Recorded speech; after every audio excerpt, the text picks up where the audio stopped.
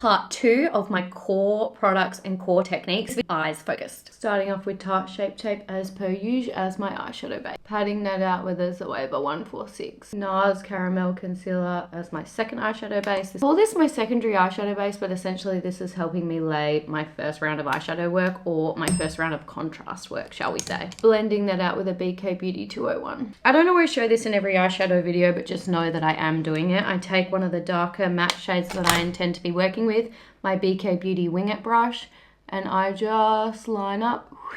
My tape roughly needs to go. It doesn't even need to be that close, but it just helps me line my tape up so that when I take it off, it's nice and even. Taking a bronzer shade and popping that nice and high in the transition area. This is my customized visor palette that I implore you to just get warm mattes or neutral mattes. Just popping that through the transition area. Then I'm going to take this shade here, start to work on the outer V. With the darker shade of brown, again, I'm just going to fake that above my crease a little bit and in the very pocket out here. I love the technique of having an eraser brush, and that means you just go back over those seams until they're beautifully blended. Or you could even do the hack that I showed a couple videos ago, which is grab a really light bronzer and use that to blend it all together. MAC Multi Sculpt Liquid Mattes on the inner corner of the eye. You can be pretty generous with this. I use that just to clean up the crease. Lately, I've been enjoying tight lining at this point so that I can really get in there. The darkest brown, tuck that into the lash line and up along the tape line to create a shadow wing. Again, another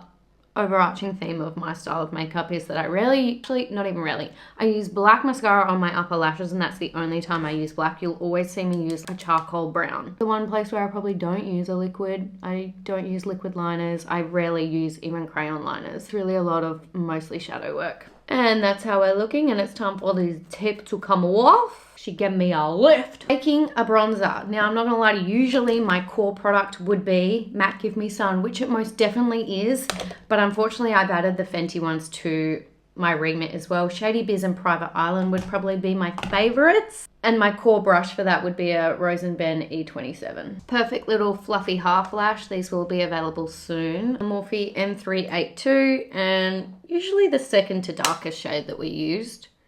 And just in the very outer V, really tight on the lower lash line. I use By Mario Soft Brown on my lower waterline every single time, but I must say this is not my holy grail product. One, because it does that, pops out of its little thing. I'm yet to find my holy grail eyeliner that stays on the waterline. This Sephora collection one does a pretty good job, but it's too dark. My two last steps are always the same. My matte white lid shade. I do this last because for some reason it just leaves my face. If I had my way, this brulee shade